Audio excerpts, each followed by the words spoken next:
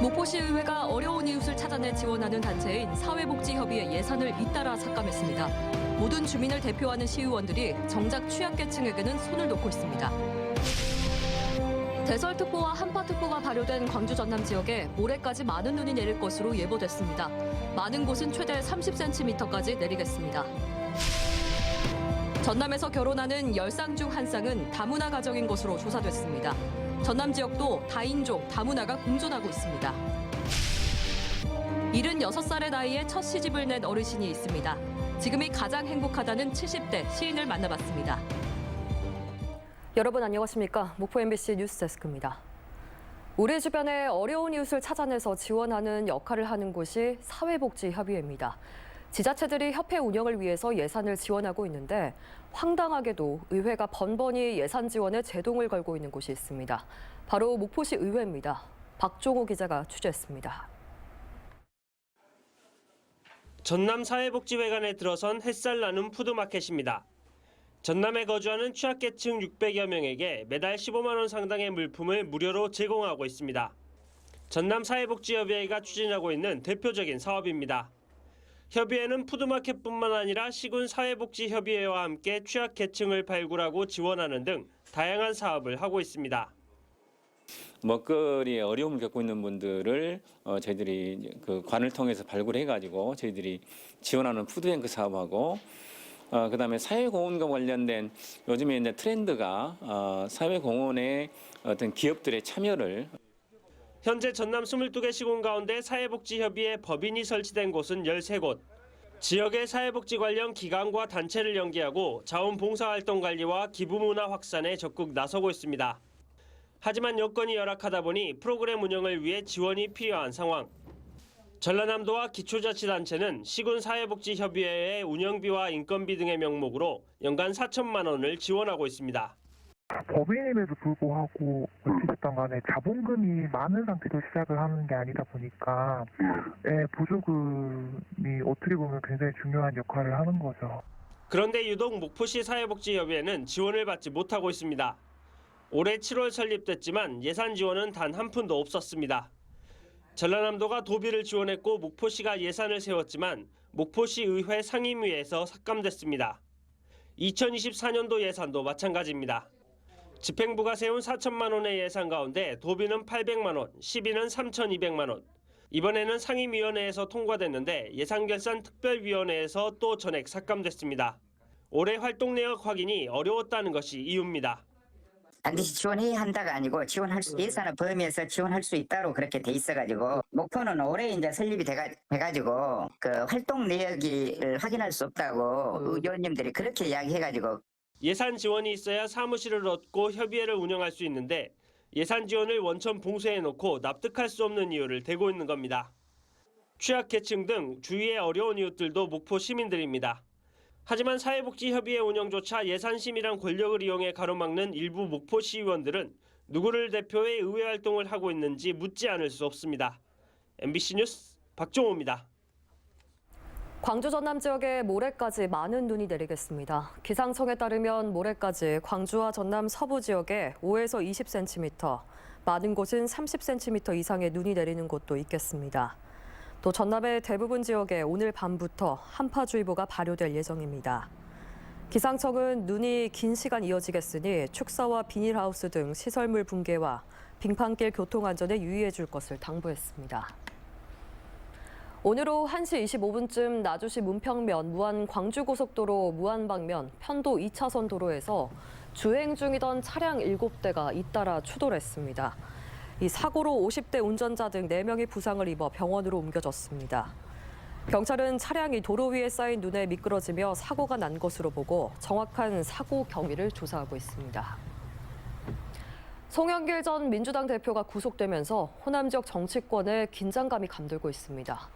송 전 대표에 대한 검찰 수사가 시작됐을 당시에 정치권 안팎에서는 돈을 받았다는 호남 지역 일부 현역 국회의원들의 명단이 나돌았는데 해당 의원들은 당시 관련 사실을 부인하기도 했습니다. 하지만 송 전 대표가 구속되면서 돈을 받았다고 의심을 받고 있는 호남 지역 현역 국회의원들에 대한 검찰 수사가 불가피한 것 아니냐는 관측이 나오면서 지역 정치권의 긴장감도 높아지고 있습니다. 다문화 가정이란 국제 결혼을 한 부부와 그 자녀로 이루어진 가정을 말합니다. 외국인 노동자 증가와 함께 전남에서도 다인종, 다문화가 공존하고 있는데요. 목포 MBC 기획보도, 오늘은 곳곳에서 함께하는 이웃으로 자리 잡아가고 있는 결혼 이민자와 귀화자들을 만나봤습니다. 서희령 기자입니다. 2007년 베트남에서 목포로 시집온 박진주 씨. 박 씨는 5년 전부터 한 대학교에서 출장 입학 상담 등 유학생 관리 업무를 맡고 있습니다. 학교에 가서 또 일도 하고 있어요라고 그런 말이 애들한테 이야기해주고 그러면 애들이 우리 엄마 잘하고 있구나라고 그 자랑스러운 우리 엄마 그런 응원해주고. 전남에서는 결혼하는 10쌍 가운데 한 쌍이 다문화 가정이며 전국에서 그 비율은 3번째로 높습니다. 하지만 박 씨와 달리 대부분 결혼 이민자와 귀화자들에게 안정적인 일자리 구하기는 하늘의 별 따기입니다. 언어 장벽과 정보 부족이 가장 큰 이유입니다. 이주 여성들이 찾을 수 있는 일자리는 대부분 저임금으로 생활고를 겪을 수밖에 없습니다. 다문화 지원센터나 가족센터에서 한국어를 배울 수는 있지만 대부분 기초적인 수준. 또 결혼 이주 여성들을 위한 프로그램이 있기는 하지만 실제 취업으로 이어지는 데는 한계가 있습니다. 맞춤형 직업훈련 과정보다 자격증 합격률이 높은 프로그램이 대부분이기 때문입니다. 나중에 자기 결과 보고서 할 때 돈은 이만큼 썼어요. 학생들이 1명, 2명 그러면 이 사업을 왜 하냐 그러죠. 그러다 보니까 어렵더라고요. 자녀 교육 문제 등을 의논하고 도움받을 수 있는 곳도 많지 않은 상황. 열악한 경제 여건은 이주 여성들의 불안감을 키워 자녀들도 제대로 돌봄을 받지 못합니다. 그러다 보니 결혼 이주 여성들끼리 정보를 공유하고 도움을 주기 위한 협회를 만들 준비를 하기도 합니다. 네트워크 방식으로 저희는 홍보하고도 직접 저희 나라 그 이주 여성들의 나라 언어로 거기 홍보하고 그 정보는 교류하는 거죠. 청년들을 위한 창업, 취업 지원금과 같은 결혼 이주 여성들을 위한 예산 지원도 필요합니다. 다문화 가정을 우리 사회의 한 구성원으로 인정해주고 그들이 조기 정착하도록 하기 위해서는 일시적 시책이나 지원보다는 장기적이고 근본적인 대책이 마련돼야 합니다. MBC 뉴스 서희령입니다. 일본이 후쿠시마 원전 오염수를 바다에 내보낸 지 100일 넘는 시간이 흘렀습니다. 수산물에 대한 불안 심리는 방류 직후보다 조금씩 잦아든 분위기지만 매출이 회복되지 않는 등 오염수 여파는 여전히 이어지고 있습니다. 유민호 기자입니다. 물메기와 갈치, 감섬동까지 먹음직한 생선이 좌판에 올랐습니다. 원전 오염수 방류 이후 이 생선이 일본에서 온 건 아닌지 원산지를 꼼꼼히 따져 묻는 손님이 늘었습니다. 젊은 사람들 축에서는 이걸 끓인다고. 이거 어디서 잡아왔냐는 등, 오염 안 됐냐는 등 이런 것을 많이 문의를 해. 지난 8월 최초 방류 때보다 오염수에 대한 불안 심리는 조금씩 잦아드는 분위기입니다. 걱정은 있어도 식탁에 수산물을 아예 올리지 않을 수는 없어서입니다. 앞으로 더 오염수 배출이 더 심화되고 그러면은 그때는 또 달라지겠지 상황이. 그럴 가능성이 있지. 지금은 아직까지는 그런 걸 못 느껴요. 하지만 안전함을 알리고 수산물 소비를 늘리려는 노력에도 상인들은 매출이 지난해보다 크게 줄었다고 하소연합니다.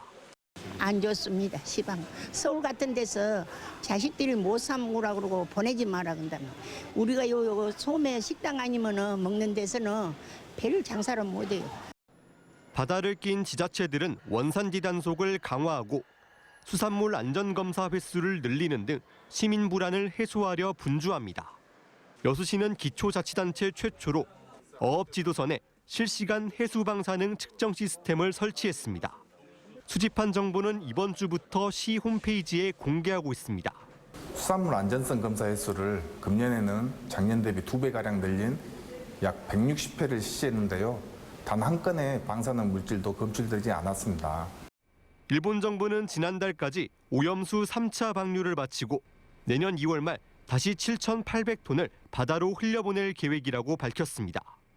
방류는 오는 2051년까지 장기간 이어질 예정으로 있어 정부와 지자체의 안전검사에 대한 투명한 정보 공개와 함께 수산업계 피해를 막기 위한 지속적인 대책 마련이 필요해 보입니다. MBC 뉴스 유민호입니다. 76살 나이에 첫 시집을 낸 어르신이 있습니다. 고2였던 6년 전에 처음 한글을 배우기 시작했는데 왕복 4-5시간의 등하교 시간도 즐거웠다고 합니다. 지금이 인생에서 가장 행복하다는 70대 시인을 김진선 기자가 만나봤습니다. 평생 교육시설인 목포의 한 학교 강당에 시 한 구절이 울려 퍼집니다. 밤새 콩 까서 밥 짓고 빨래하고 나면 닭울며 동도 트기 전에 솥갈 베어놓고. 신앙송을 듣는 이들은 머리가 새하얀 학생 어르신들. 감정이 복받쳤는지 눈시울을 붉히기도 합니다. 학생들 사이에 한복을 곱게 차려입은 76살 서경임 할머니의 출판 기념회 자리입니다. 서경임 할머니는 6년 전 처음 한글을 배우기 시작했습니다. 왕복 4-5시간이 걸리는 등하굣길을 매일같이 오가며 글을 익혔고 첫 시집까지 내게 됐습니다. 내가 살아온 내 삶에 그 누구를 붙잡고 말할 수 없지 않아요. 그래서 이 글로 내놓으면 누군가가 한번 써. 처음엔 학교 입학을 반대했었지만 열심히 공부를 해 시집까지 낸 아내가 남편은 대견하기만 합니다. 참말로 책까지 낼지는 몰랐어요. 그랬는데 이 책까지 내고 보니까 마음이 참말로 더 간편해지고. 시를 쓰려고 한 게 아니라 마음에 있는 말을 쓰다 보니 시가 되었다는 서경임 할머니. 세상의 모든 꿈꾸는 사람들을 응원한다고 말합니다. 사람은 누구나 꿈을 갖고 살면은 그 다음에 꿈이 이루어진다는 거 꼭 말씀드리고 싶어요. MBC 뉴스 김진선입니다. 다음은 희망 2024 나눔 캠페인에 함께해 주신 분들입니다.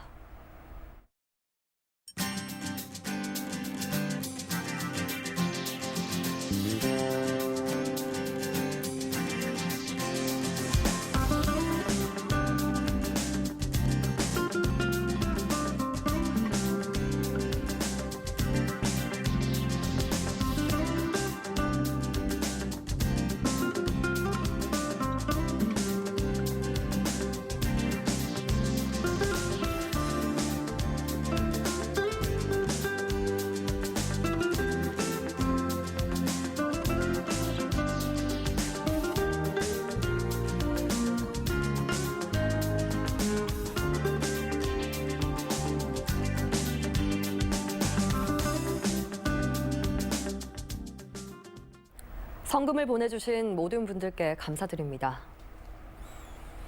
다음 뉴스입니다. 대창식품 전형택 대표이사가 오늘 목포 MBC를 찾아 희망 2024 나눔 캠페인 이웃사랑 성금 3천만 원을 전남 사회복지 공동모금회에 전달했습니다. 정현택 대표이사는 2017년 전남 50호 아너소사이어티로 가입한 이후 저소득층 아동을 위한 장학금 지원과 관내 사회복지시설 지원 등 끊임없는 나눔을 실천하고 있습니다. 밤사이 한평과 무안에서 주택 화재가 잇따랐습니다. 오늘 새벽 3시 40분쯤 한평군 해묘면의 한 주택 창고에서 불이 나 창고 전체를 태우고 출동한 119에 의해서 30여 분 만에 진화됐습니다. 이에 앞서 어젯밤 11시에는 무안군 삼양읍의 2층 주택 거실에서 불이 나 40분 만에 진화됐지만 2천만 원의 재산 피해가 발생했습니다. 오늘 오후 4시 30분쯤 영암의 한 조선소에서 50대 노동자가 쓰러진 채 발견돼 병원으로 옮겨졌지만 숨졌습니다. 이 남성은 배관공으로 발견 당시에 특별한 외상은 없었던 것으로 알려졌지만 경찰과 노동당국은 조선소 관계자 등을 상대로 정확한 사고 경위를 조사하고 있습니다. 전라남도 공사 출연기관 기관장들이 광주 민간군공항에 무한 통합 이전을 촉구하는 결의문을 내고 무안군의 대화와 공론의 장에 적극 나서달라고 촉구했습니다. 이들은 결의문을 통해서 대구 경북 통합 신공항이 공식 궤도에 올랐음에도 무안공항 통합 이전은 지역의 반대에 부딪혀 진전을 이루지 못하고 있다며 무안군과 지역 정치계가 슬기롭게 대화에 나서야 할 때라고 강조했습니다. 무안군과 무안시 전환추진위원회는 오늘 남학복합주민센터에서 무안시 전환 정책 토론회를 개최했습니다. 이번 토론회에서는 초당대학교 정행중 교수가 주제 발표를 하고 무안국제공항 활성화 추진위원회 박일상 위원장과 무안군의회 임윤택 의원, 삼양읍 주민 등이 토론자로 참석해 무안시 전환 추진 방안에 대해서 의견을 나눴습니다. 김원희 의원이 대표 발의한 지역의사제 법안이 국회 보건복지위를 통과했습니다. 통과된 지역의사 양성을 위한 법률안은 의사 면허를 취득한 뒤 10년 동안 지방의료 취약지 등 특정 지역이나 기관에서 의무적으로 근무할 것을 명시했으며 해당 의대 소재 시도 내의 고교 졸업자를 일정 비율 이상 선발하도록 정하고 있습니다. 해당 법안은 국민의힘이 반대하고 있는 가운데 조규홍 보건복지부 장관도 법제사법위원회에서 신중한 검토가 이루어지길 희망한다는 입장을 밝혔습니다. 목포 항구축제가 우리나라 대표 축제로 자리 잡아가고 있습니다. 목포 항구축제는 국내 유일의 항구축제로 전통 파식 콘텐츠의 차별성과 역사적 정체성을 인정받아 문화체육관광부 주관 문화관광축제에 선정됐으며 관광객 인지도 및 만족도, 지역 주민 지지 호응도 등에서 높은 평가를 받았습니다. 목포시는 목포 항구축제가 대한민국을 넘어 세계인이 찾는 글로벌 축제로 거듭날 수 있도록 다양한 프로그램을 더욱 개발해 나가기로 했습니다. 전라남도가 전국에서 처음으로 저수지 수위를 실시간으로 확인할 수 있는 시스템 개발에 성공해 효율적인 농업 수리시설 관리 기반을 마련했습니다. 최근 개발된 시스템은 도내 농업용 저수지 3,208곳 중 수위 측정 장치가 설치된 저수지 903곳의 수위를 10분 단위로 확인할 수가 있고 저수지 소재지별 강우량과 농업용수를 공급하는 영산강 수계 주요 지점별 수위도 실시간으로 파악할 수 있습니다. 강진구는 내년 도시민 유치 사업에 또다시 시동을 걸었습니다. 내년 상반기 빈집 리모델링 사업량은 25개 동으로 장기 임대 20개 동, 자가 거주 5개 동이며 강진구는 2월 초에 선정 심의회를 열고 대상자를 선정할 예정입니다. 빈집 리모델링 지원 사업은 빈집 소유자가 빈집을 군에 무상 임대 시에 5년 임대 5천만 원, 7년 임대 7천만 원의 사업비를 들여서 군에서 직접 리모델링합니다.